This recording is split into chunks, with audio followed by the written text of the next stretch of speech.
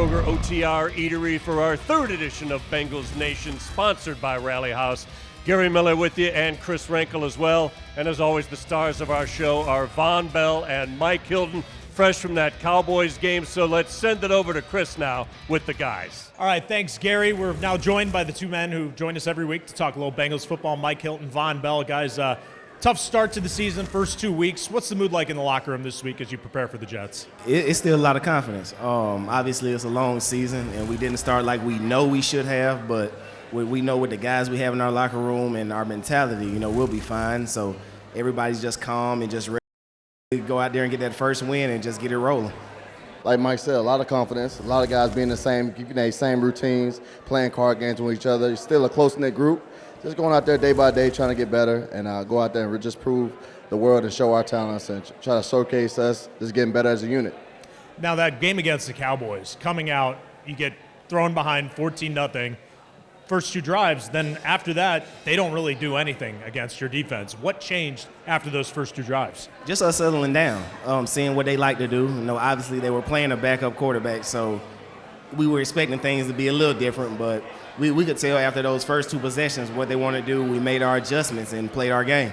They were still in their first 15 when they scored those early points, so after that, everything just settled down and we just started communicating well and just being on the same page, and everybody just running around just making plays. So it slowed down just trying to get the ball back to the offense and put them in great field position. Well, in this game, you didn't have a turnover coming into it. Then Von, you knocked out a ball, first turnover, forced fumble. Mike, you almost had two. You were real close on those ones. Take me through those plays and how close did you feel after that? Because you looked like you're kicking yourself a little bit. Oh yeah, for sure. Those are game-changing plays. On the first one, it was an out route to the tight end, and I was able to undercut it, but I didn't bring it in. And then the second route, he threw to the running back, and he underthrew it. It gave me a chance to make a diving catch, but I didn't bring it in. So I know I got to make those plays next week for us to have a better chance of winning. Mike knows what the DB room was saying to him early on about the chingage, and you got to pay that fine. But we see Mike make those plays all the time, so we already know he's going to make those plays in the future when the ball's finding them. So we have full confidence in them, and guys just want to make plays for one another and really just feed off each other's energy. So that's the biggest thing. We're just going to keep on playing our brand of football. Looking ahead to the Jets, Garrett Wilson, I don't know how much you guys have seen of him this last week, though. He was running wide open at points. What makes him, as such a young receiver, dangerous that he can just come into the league and get open like that? Number one, his ability to create separation. He's a tall guy, but he also has a lot of speed and quickness. He knows how to use his frame, and he's able to go up and grab the ball. So, him being a young guy, he's still learning. So our job is going to be able to make it difficult for him on Sunday. He really feeds off of miscommunication with the DBs, so that was the biggest thing when they were playing against the Browns. So that was the number one thing that Coach hit us in our room is about communication. And if we have a mental error back there, it leads to points. So that's the biggest thing, but he's for sure going to be a show-class talent in the league for sure. All right, let's send it over to Gary Miller, who has the head coach, Zach Taylor. Zach, you've told me before you don't really think about what you're going to say going to the locker room, whether it's a celebration or a tough loss. You were in there quite a long time after the game on Sunday. What's the message to a team when you could be easily 2-0? To not let the frustration boil over, because we put in a lot of work to this, and so that's the easiest thing to do, especially when it comes down to the last second of the game. So just control what you can control, and I think that we've got such great talent and leadership on the team that they understand that, and that we'll be in good shape going forward. You guys had a 19-play drive to tie it once you got the two-point conversion from Tyler Boyd. The Cowboys had not allowed a drive with that many plays in 20 years. Talking to Joe after the game, Joe Burrow said, that's us. But is it really, though? I mean, you're a quick strike team. How do you strike the balance? It can be. It's sometimes you're going to have to dink and dunk your way down the field and cram in some runs in there. That doesn't mean that we didn't call some shots that, quite frankly, we got to better plays out of the shots because of the structure of the defense they presented. And I thought that Joe did a really good job managing that, putting us in better plays than to just take a shot versus a tough look and be more efficient. That leads to a 19-play drive. I thought our guys handled it really well. That was the drive we needed at that moment. That's the drive they put together. And then to finish off with the two-point play, after a long 19-play drive was really impressive, and just thought that our guys handled that moment really well. It's almost time for Full Rock Locks. David redeems himself. Chris comes back to earth. Gary has something in common with the Bengals.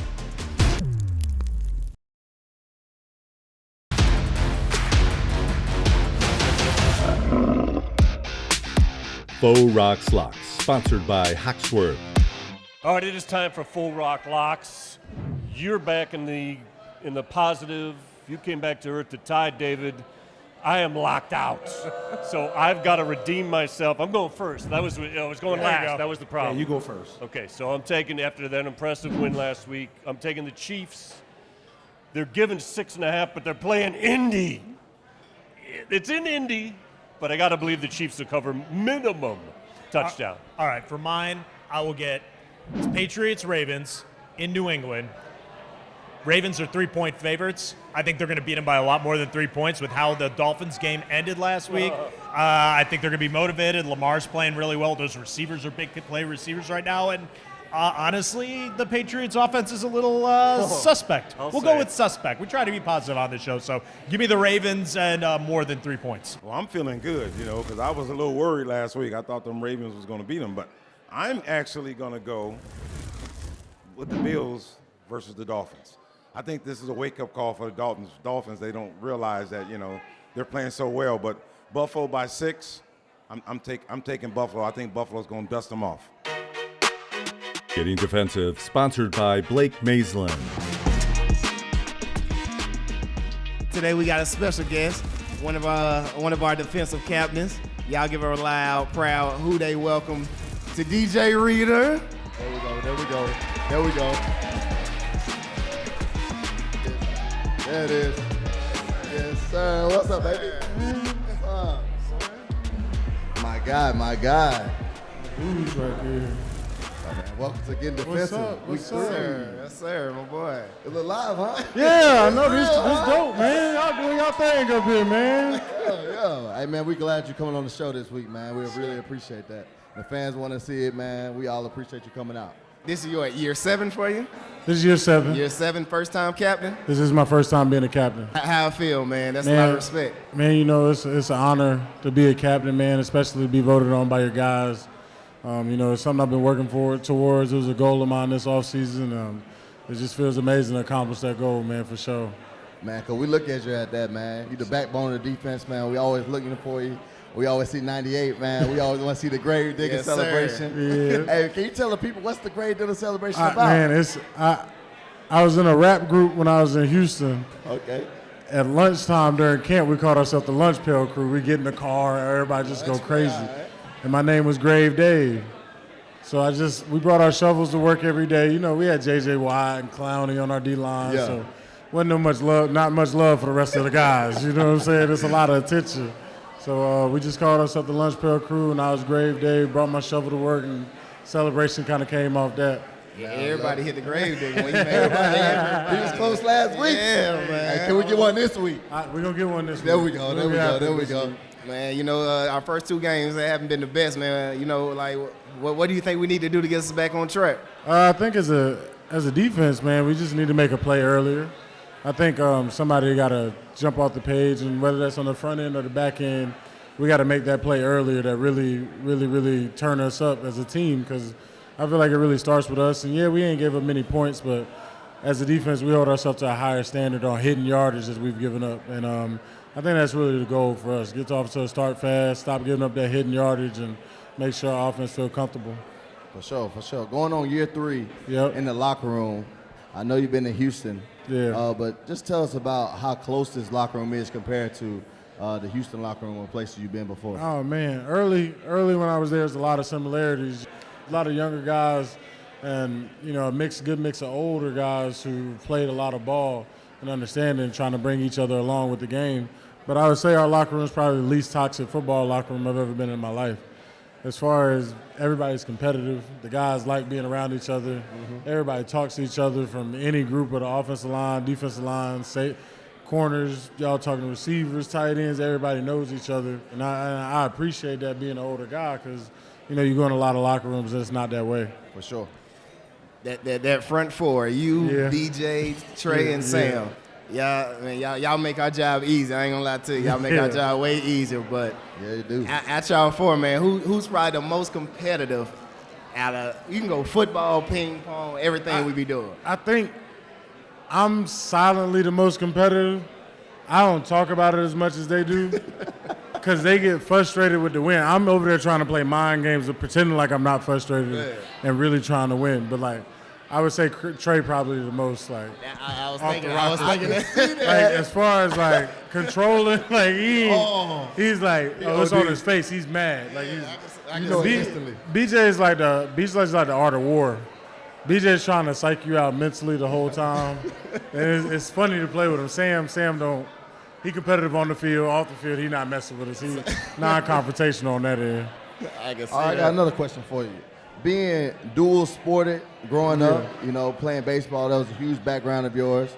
And, like, doing it in college. Can you tell us about that? Because you started pitching. 2013. Pitching. It started off as like a dream, like anything else, bro. It was something I said as a kid I wanted to do. You know, I'm a kid thinking that, and then it kind of turned into reality. And it really gave me something to drive towards in high school towards the end. I really want to make this a reality. Even when I stepped on foot at campus at Clemson, like, I played football. I didn't have much success in high school. I won 9 games in 4 years. Man. 9. Woo. Man. War paint. War paint in there. War paint. Man. So when I got to Clemson, we won 11. I was like, oh, this football thing kind of straight. Like, and then went out there and played baseball my freshman year because it's something I said I wanted to do. And my dad always taught me never give up on a goal. So I hit that goal and then just kind of, you know, I was all right. I was decent. I didn't get to practice enough in the fall because we was deep in there at Clemson football series, you know what I'm saying? So it was a good experience, though. It taught me a lot. Playing those 2 sports growing up really taught me a lot, especially with baseball, dealing with failure. Because it's something that we all going to go through, and, you know, learning how to deal with it, getting older and understanding it and understanding those feelings and how to celebrate your wins that you do get in life, it started being more important to me. That's big. Man, DJ, we appreciate you coming on getting defensive, man. You know, I got a lot of respect for you. Like, you big bro, man. I really appreciate everything you do for us, the defense, a team. Like, we got a lot of respect for you, man. Yes, sir. I always love, brother. Appreciate it. For sure, man. Appreciate y'all, boys. Appreciate y'all having me, man. And like I told y'all all last year, man, the way y'all brought me back into the team last year meant a lot to me, man. Just open up to me. And the way y'all compete as men, y'all go out there, y'all about the right thing. So I appreciate y'all too, man. For sure. For sure.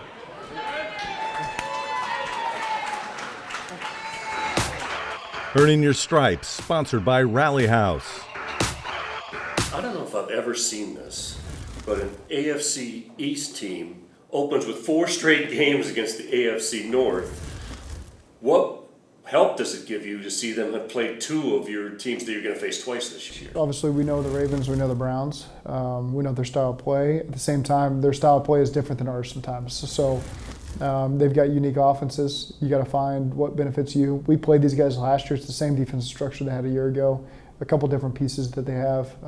You know, they got some draft picks. They got Carl Lawson back. So they got guys that have come back that will make it a little bit different. But it's a well-coached unit. I think they got a good football team. They present a tough challenge. There's a lot of lessons that we learned from our game against them last year. And, you know, so we got to go up there and have the expectation that we got to be on top of our stuff. What's the trademark of a solid defense? Well, he's evolved a little bit over time. You know, there was the Hawk 3 defense that a lot of those guys utilized, and you've seen them evolve over the years with the players that they have, and the scheme's evolved as well. So I think he does a really good job mixing it up. He's a really smart coach. He gets the most out of the players. I think they enjoy playing for him, and they believe in what he's doing. And, you know, he's done a good job there, in my opinion, over the year and 2 games he's been there. And so they're heading in the right direction.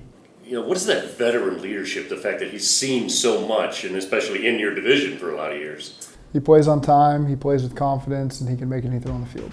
And so he's really seen it all. And so I think there's an ease that he puts that offense when there can be different looks that pop up, different moments that come up. He's been in all those situations. He's seen all the different looks. So there's a confidence there that they have with him at the helm, and that presents a big challenge for us. Zach's coming back. Up next on Bengals Nation, the head coach takes us to his telestrator to show us the plays that worked and why at Jerry World.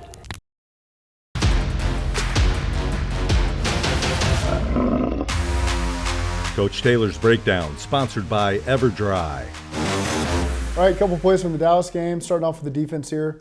This was the lone turnover in the game by either side of the ball. Really good job by our guys on defense, punching at the ball, raking it out. You can see Logan Wilson and Von Bell knocking that ball out. So you see Logan, first of all, with the tackle. He's trying to punch at it. Von comes in and rakes it out. And DJ Reader's right there, does a good job securing it. He's there in the open field, so he scoops it, tries to get what he can, and then goes down and does a great job with the ball security. So really good. That was at a key point in the game for us. Then you look at this 3rd and 7, so they're going to run what we call both stick dragon here. So they're going to clear out on MOR. They're going to run a quick Omaha. They're going to run a stick route. They're going to run a slant up top on dragon and a flat. So it's a quick game play that you're going to see here on 3rd down for them.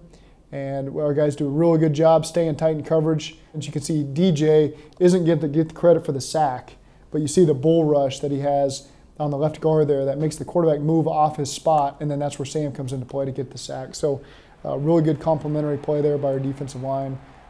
Really both of those guys are in the sack in that case. Okay, and then you look down in the low red zones, you're going to see this is a different coverage than they showed on tape. So ultimately they're going to drop 8, play man coverage, and double Jamar.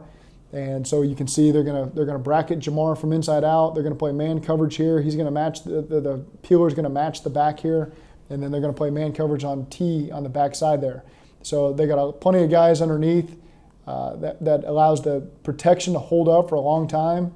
Joe feels that, extends the play, does a good job with the hand signals to T. T does a good job getting both feet in and helping us get the touchdown that put us down 2 points there. So really good job with the protection. Even though they're just rushing 3, it's still a good job. And then you look at the 2-point play on the very next play.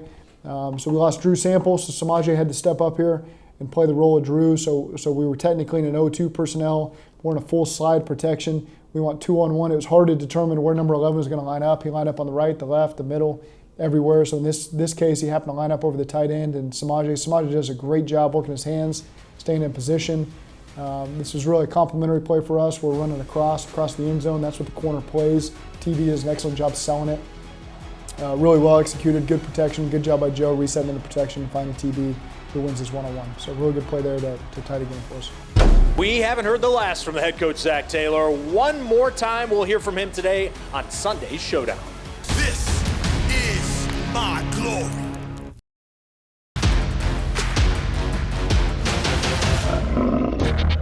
Chris's Star Matchup, sponsored by Gold Star. For my matchup this week, it's a familiar face for Bengals fans, Joe Flacco. Didn't think he'd be a starter at the beginning of the year for the New York Jets, but with Zach Wilson going down, here he is once again facing Cincinnati. And don't look now, you thought he was done. He's 3rd in the league in passing so far this season through the first 2 weeks. The Bengals defensive line needs to affect Flacco. That's sacks, that's hurries. Get after the quarterback so he doesn't have time to get it to rookie playmaker Garrett Wilson. I see a guy who's won a Super Bowl. I see a guy who's seen everything. He plays with a lot of confidence, plays with a lot of poise, plays on time. He can make any throw that there is to be made in all football. He can still do that. Keys to the Game, sponsored by Kia. Zach, we wrap every Bengals Nation with the must. So what do you have to do if you can single something out above the others to get that first win of the season and a road win at the Jets? I think early 3rd downs, both sides of the ball. Be more efficient, being more manageable 3rd downs on offense, that you can do a better job converting, and defense just getting off the field, whether it's 3rd or 4th down. I think those are big turning points early in the game that can give you some positive momentum. We're with you every Saturday night through the season. Watch the latest edition of Bengals Nation at 11:35. The main event is Sunday. The Bengals back on the road and back on Local 12 live at 1 from MetLife Stadium as they face the New York Jets.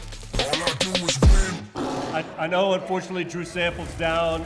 Samaje did great filling at the fullback spot, but this guy played some fullback at Clemson. Can you imagine him coming at you and trying to stop him? Gotta cut him. Gotta go low. Gotta go low.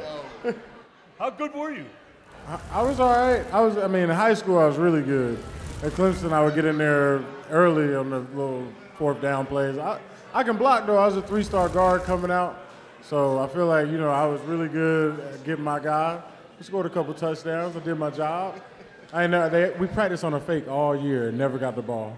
Every practice, though, I practiced on it. And it hurt me to know that they would never call that call. And then my senior year, they called it for Christian Wilkins, and it hurt my heart. It hurt my heart. You think Von could get you down? Nah. For the money, yes. By any means, war paint. So they call a business decision, right? You see him coming. Oh, it would definitely be a decision. It got to be all ankles. Going into this week, 2 sacks. I know it's the first 2 weeks, but 2 sacks. You guys have gotten close time and time again. I know the defense, when it comes to sacks, it's all of you together. What do you got to do to get Joe Flacco on the ground, preferably more than 3 or 4 times? I think, as a D-line, from our standpoint, we got to start early, get off the ball, make sure we're reading our keys early, get a good pass key, and then, just make sure we're doing a good job in our rush lanes. I think, like you said, we've been getting there, ball's been getting out. It's just a matter of time. Guys beating up the wall, they're just going to keep chopping wood and get there. Gotta cut you loose. Yeah, for us, on the back end, we just got to challenge the receivers. Make the quarterback hold the ball that extra second, knowing our D-line can get back there and cause havoc. So we know in our room, we just got to do our job and, obviously let them guys go up front and do what they do best. Rushing coverage always works, but when your number's called, don't be a second late. Now, I know both of you have hit the quarterback a couple times. Defensive linemen, do you hate it when these guys get sacked? Because that's your job. Nah. I be excited when they get sacked because they be so hyped. Oh, man, they be so hyped when they get back there. I be hyped, but they big dog when they get back there. All that. So I love to see it. I enjoy it. I love seeing a blitz work. When you see a blitz work, it's what you drew it up all practice for. You know what I'm saying? That's what you make your money on when they work. There's no better feeling, especially on third downs when I'm on the sideline. I see when they blitzes work. Oh, I get so hyped because I can see it coming. I get to hear the roar of the fans, everybody seeing it about to come up. That's the best part. It's got to be the same if he gets an interception. You guys are like, all right, let's have him let him. Oh, for sure. When he recovered the fumble the other day, he was excited. We was all excited. It's just it shows how close we are as a unit. We just love seeing each other make plays, and we just thrive off that energy. Did he thank you for the assist? No, he didn't even know I hit it out, but I just wanted to see him get busy because him and BJ go at it because BJ last year with Kansas City, he didn't go that far. He got some yak. BJ got about 6-7 yards of yak. Yeah, a little bit. DJ got about 2-yard yak on his But he showed the 5 points of protecting the ball. He did. And the scoop was crazy. The scoop was perfect. It was perfect. Baseball.